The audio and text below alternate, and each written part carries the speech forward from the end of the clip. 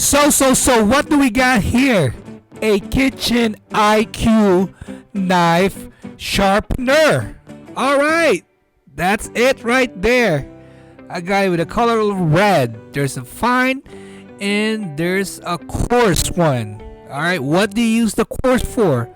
Well, the coarse for, you're gonna use it if your knife is dull and damaged. Okay?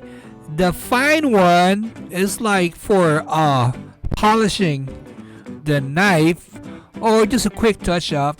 You know, if it's already sharp, you know, you just wanna touch it up. That's where the fine gonna use it for. So I got my knife right here. I'm gonna use it to the coarse. So like what I said, this is for the dull and damaged knife. So I'm gonna start from the bottom. I'll cut off the knife and then walk it back. Put a little bit pressure.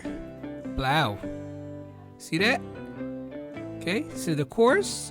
So now I'm gonna do it with the fine one. So from the bottom, put a little bit of pressure. Like what I said, is just for the touch up. Alright,